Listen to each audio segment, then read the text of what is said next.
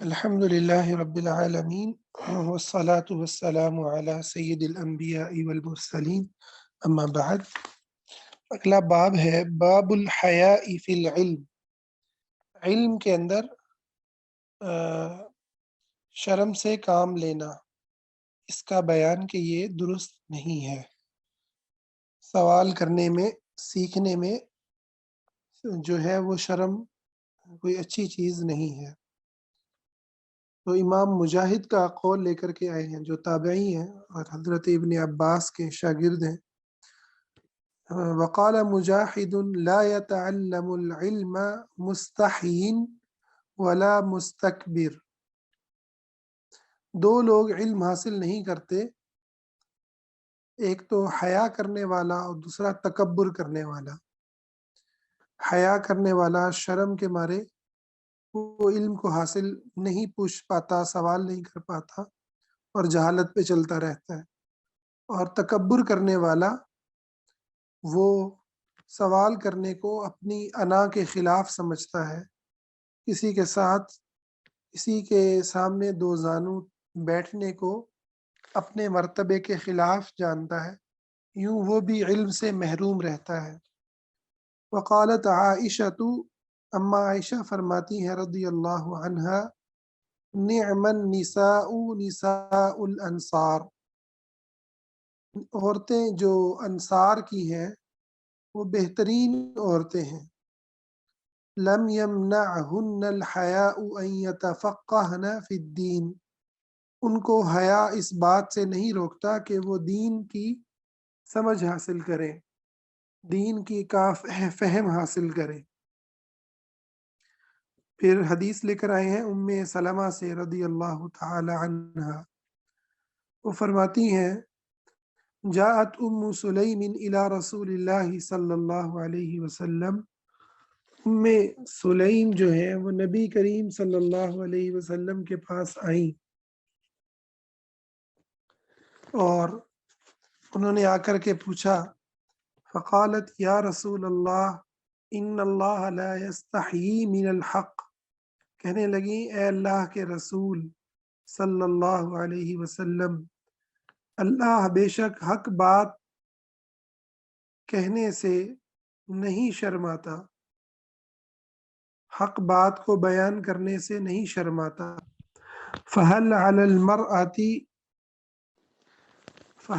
المرأة من غسل اذا احتلمت، تو کیا عورت کے اوپر احتلام ہو تو غسل واجب اس پر ہوتا ہے، اس کو غسل کرنا ضروری ہے؟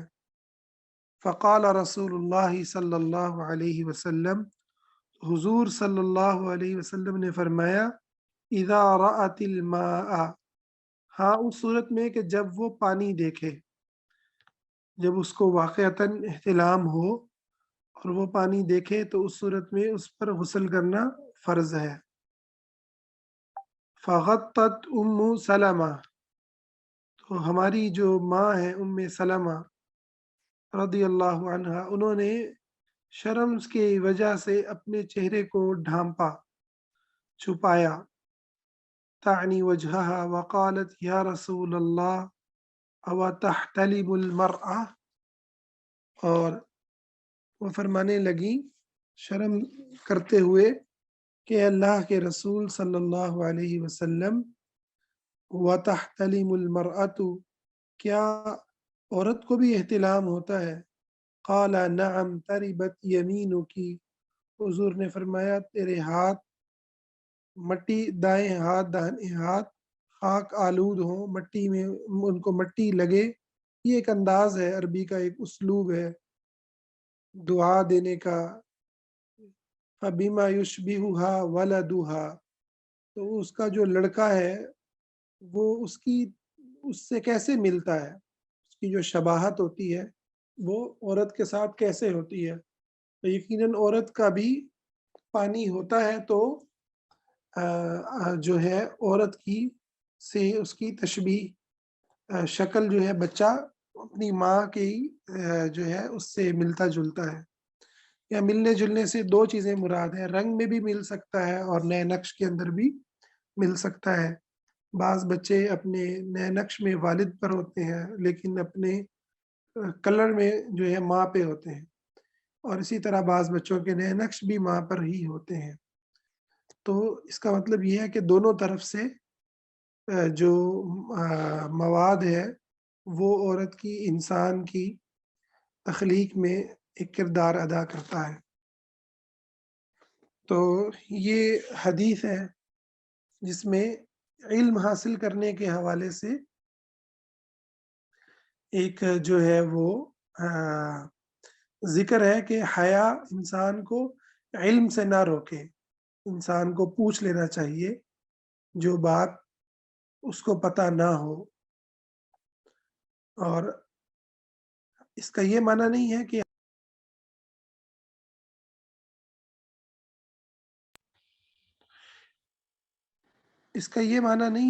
حیا اسلام میں مطلوب نہیں ہے، حیا مطلوب ہے۔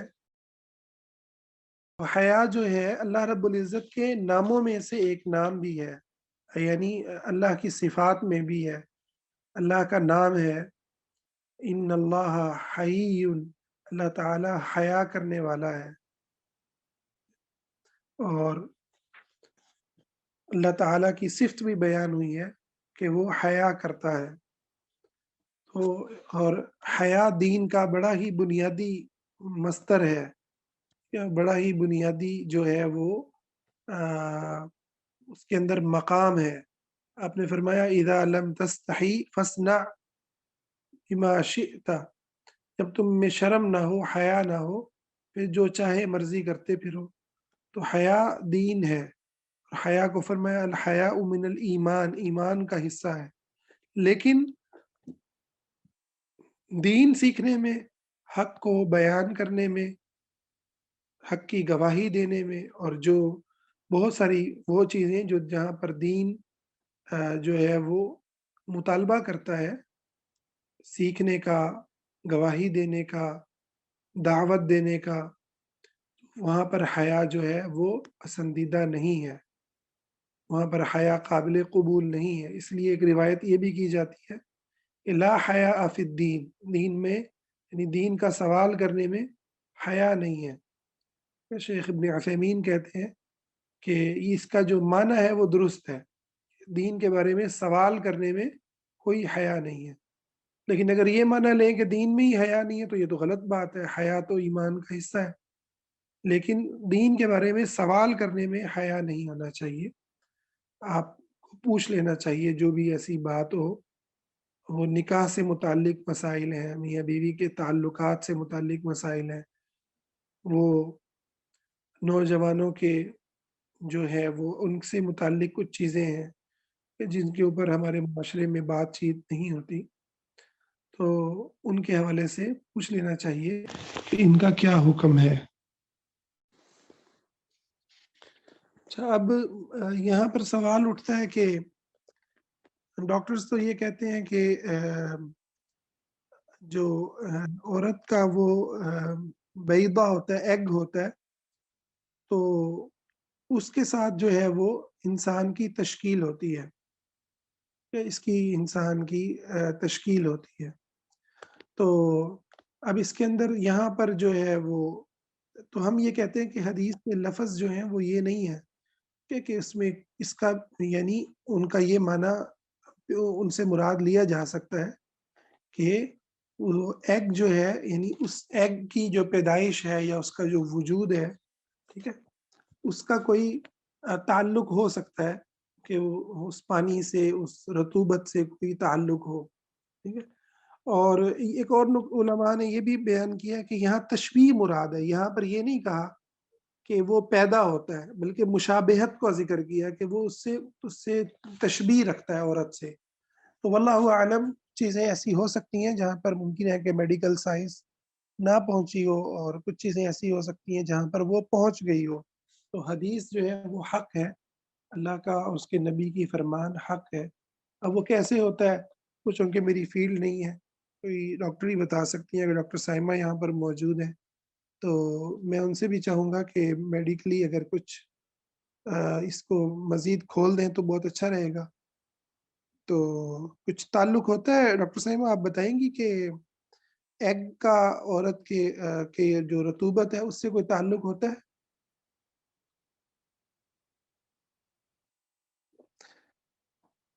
چلیں ابھی وہ ان کا میوٹ ہے. تو بہرحال اس کے اوپر جو ہے وہ جو حدیث ہے وہ نہایت واضح ہے. اگلی حدیث وہ ہے عبداللہ بن عمر رضی اللہ تعالیٰ عنہ کی. جی اچھا، ہاں آپ کا میوٹ نہیں کیا ہوا، چلیں میں آپ کو میوٹ کرتا ہوں.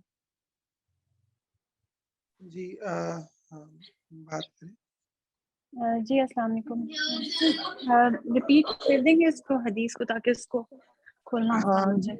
حدیث یہ ہے کہ آپ صلی اللہ علیہ وسلم سے جب انہوں نے پوچھا کہ کیا عورت کو بھی احتلام ہوتا ہے، تو آپ نے فرمایا کہ ہاں اس کو بھی ہوتا ہے، اور بچے کی جو صورت ہے وہ اپنی ماں سے کیوں کر ملتی ہے، اس لیے تو ملتی ہے کہ اس کو بھی احتلام ہوتا ہے یا وہاں پر رطوبت ہوتی ہے. اب اصل تو یہ ہے نا. تو ان کا ابھی کوئی تک تو اس کا کوئی جی واضح کنیکشن تو نہیں ہے، لیکن اگر حدیث میں اس طرح کی انڈیکیشن ملتی ہے تو لازم یعنی کچھ نہ کچھ اس کا تعلق ضرور ہو سکتا ہے. صحیح یعنی میڈیکل سائنس کے حوالے سے کوئی نہیں، کلیئر وہ لوکلی اس کو ہاں وہ اس کو لیئر بائی لیئر اس طرح نہیں سمجھاتے، وہ بالکل اس کو الگ الگ رکھتے ہیں. صحیح ٹھیک بس میں نے یہی اصل میں، کیونکہ یہاں پر نا وہ شیخ ابن عثیمین سے بھی سوال ہوا ہے، تو انہوں نے بھی اس کا یہی جواب دیا ہوا ہے کہ ہم یہ نہیں کہہ رہے، حدیث یہ نہیں کہہ رہی کہ بچہ پیدا ہوتا ہے، ٹھیک ہے، بلکہ تشبیہ کی بات کر رہی ہے. تو ممکن ہے کہ کوئی ایسی چیزیں ہوں جو بعد میں دریافت ہوں، کہ کچھ ایسی چیزیں آ سکتی ہیں. بہرحال اس کو آپ دیکھیے گا بھی صحیح مزید ان ڈیٹیل نا، اس کے اوپر کوئی ریسرچ ہوئی بھی ہو تو ضرور اس کو دیکھیے گا. ٹھیک ہے، چلے ہم آگے چلتے ہیں اگلی حدیث کے اوپر.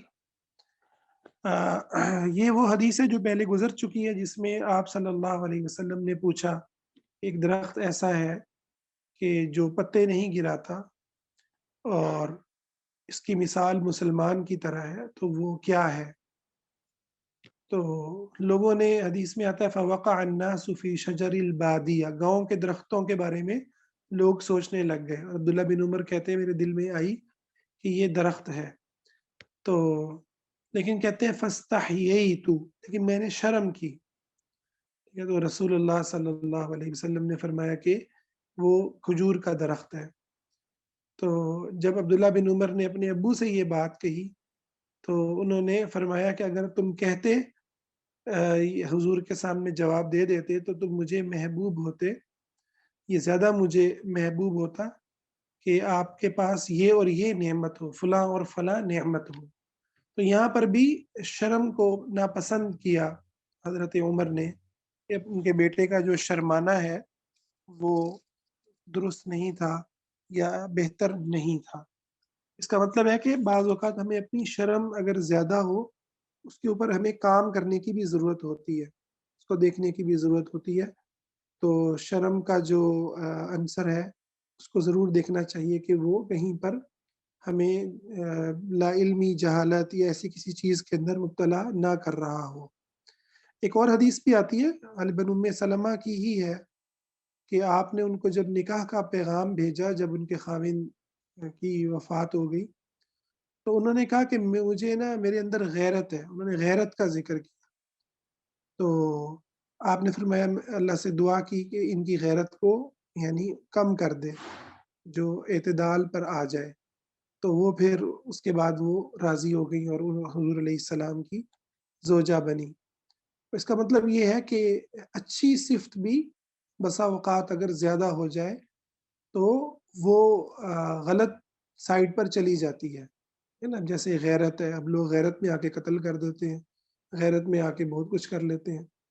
تو اس لیے ہر چیز کو یہ نہیں ہے کہ کوئی چیز اچھی ہے، صفت اچھی ہے تو اس کو آپ کلی طور پر اس کو جتنا مرضی اس سے مبالغہ کرتے جائیں، بلکہ اس کو دیکھنا ہوتا ہے کہ وہ کس جو ہے درجے پر ہے. اچھا، اگلا باب بھی اسی سے متعلق ہے، باب من استحیا فامر غیرہ بالسؤال، کوئی شخص جو ہے خود بات پوچھنے سے شرما رہا ہو تو وہ دوسرے بندے کو کہہ دے کہ وہ سوال کر لے، اور اس حدیث کے راوی علی رضی اللہ تعالی عنہ ہیں، اور انہوں نے اپنے دوست مقداد رضی اللہ عنہ کو کہا کہ وہ نبی صلی اللہ علیہ وسلم سے پوچھیں کنت رجلا مذاء، کہ مجھے بہت زیادہ مزی آتی ہے، یعنی شہوت کے وقت پانی کا آنا، تو اس کو مزی کہتے ہیں اس پانی کو۔ تو انہوں نے کہا کہ میں نے کہا مقداد کو کہ آپ پوچھیں نبی علیہ الصلوۃ والسلام سے، تو انہوں نے نبی علیہ السلام سے پوچھا تو آپ نے فرمایا فیہ الوضوء، اگر ایسا ہو تو وضو کر لینا چاہیے، ایسا ہو تو وضو کر لینا چاہیے۔ تو علماء کہتے ہیں کہ اس کی وجہ یہ تھی ان کے شرمانے کی، کیونکہ حضور کی صاحبزادی سیدہ فاطمہ آپ کے نکاح میں تھی، تو اس کا مطلب ہے کہ داماد کا سسر سے شرمانا ایک فطرتی اور ایک نیچرل چیز ہے، تو اس وجہ سے انہوں نے خود نہیں پوچھا، البتہ مقداد سے پوچھ لیا۔ لیکن آپ یہ دیکھیں کہ جو انہوں نے پوچھا ہے اس کو پھر بیان کر رہے ہیں خود، ٹھیک ہے، امت کے سامنے اس کو بیان کیا ہے، کہ یہ نہیں کہا کہ چھپا لیا ہو، تو علم کو بیان کیا ہے۔ تو اس پورے علم کا جو تعلق ہے اس علم سے وہ یہ ہے کہ علم کے اندر سوال کرنا، پوچھنا یہ درست طریقہ ہے، اور یہی نجات کا بہترین راستہ ہے۔ اسی پہ اکتفا کرتے ہیں انشاءاللہ، ہم باقی اگلا جو ہے ہمارے ابواب کل ہو جائیں گے، اور ہمارا کل انشاءاللہ یہ جو ہماری کتاب ہے یہ ختم ہو جائے گی، یہ والا جو باب ہے ہمارا کتاب العلم ہماری ختم ہو جائے گی کل۔ تو کل جو ہے کل جمعرات ہے نا، ہاں، تو کل ہم انشاءاللہ وہ رکھیں گے کچھ اس کے اوپر سوال جواب رکھیں گے کچھ ختم کرنے کے بعد، اور پھر اس کے بعد ہم فائنل ایگزام کر کے آپ کو جو سرٹیفکیٹس ہیں انشاءاللہ وہ جاری کر دیں گے۔ السلام علیکم ورحمۃ اللہ۔